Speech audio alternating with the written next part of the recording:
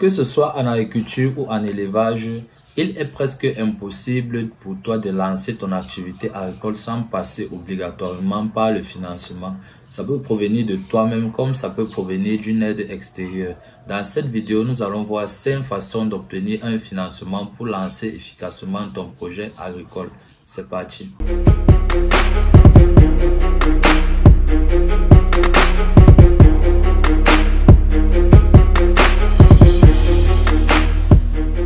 Financement par fonds propres. Le financement par fonds propres consiste à apporter directement l'argent nécessaire pour monter son projet agricole de sa poche.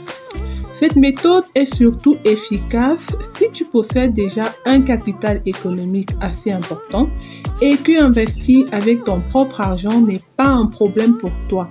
Elle a également des limites car l'investissement pour ton entreprise est directement corrélé à la qualité de fonds dont tu disposes. On peut prendre comme exemple un individu X qui veut se lancer dans l'élevage de poulets local et ne dispose que de 100 000 francs pour financer son propre entreprise.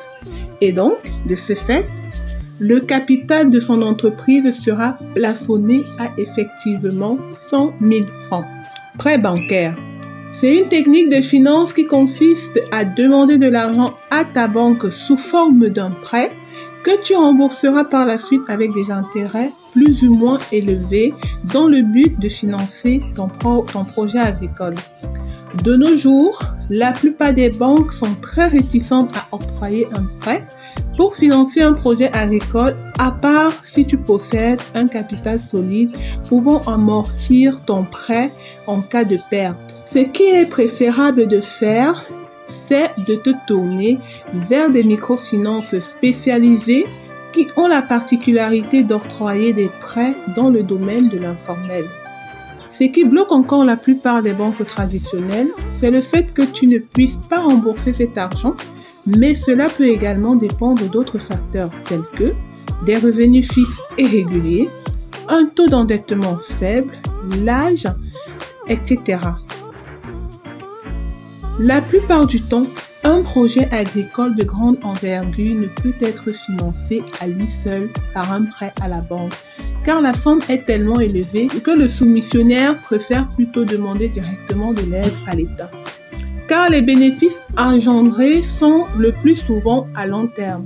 Ce genre de financement est généralement octroyé aux hommes d'affaires déjà bien établis qui ont déjà une certaine expérience du terrain et qui ne tremblent pas devant beaucoup d'argent.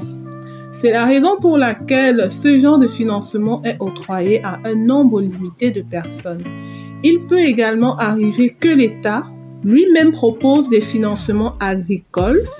C'est le cas du Minader, qui dans le cadre de promouvoir l'agriculture, octroie des financements aux entrepreneurs débutants et allant jusqu'à même les former, mais la somme est limitée.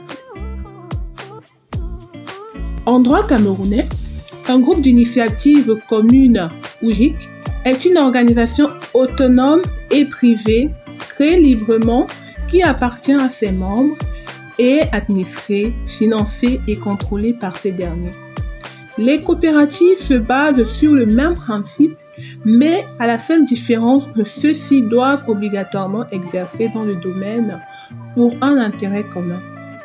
L'avantage avec ces associations, c'est que des subventions leur sont automatiquement octroyées chaque année, bien que ces subventions soient divisées entre les différents membres.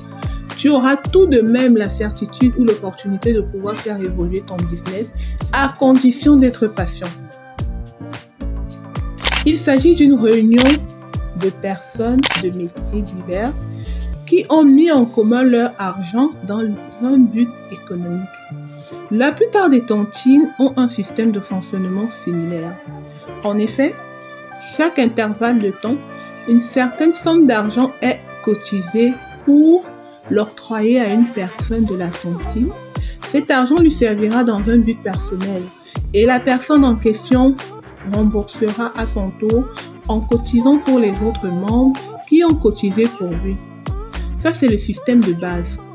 De nos jours, les tontines ont beaucoup plus développé car certaines ont la particularité de pouvoir octroyer un prêt à ses membres si celui-ci est sûr qu'il va rembourser.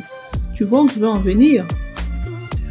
En octroyant des prêts, les tontines ont pris la fonction des banques car non seulement elles permettent de conserver ton argent qui te sera remis pour monter ton projet agricole, mais tu peux encore plus développer ton activité en demandant un prêt.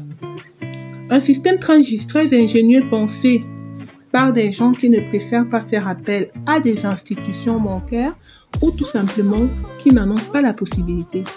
Mais il faut faire très attention car l'élément principal qui permet d'organiser une bonne tontine, c'est la fiabilité. Il faut être sûr que l'ensemble des personnes avec qui tu traites, y compris toi-même, est honnête et fiable. Car cela a souvent donné lieu à beaucoup de conflits qui tournent parfois au pire.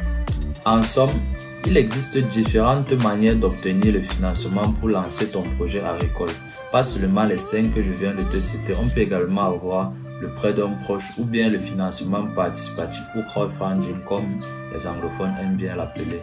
Tu dois donc choisir l'option qui est le mieux adaptée pour ta situation et celle dont tu es capable de vite revenir sur investissement.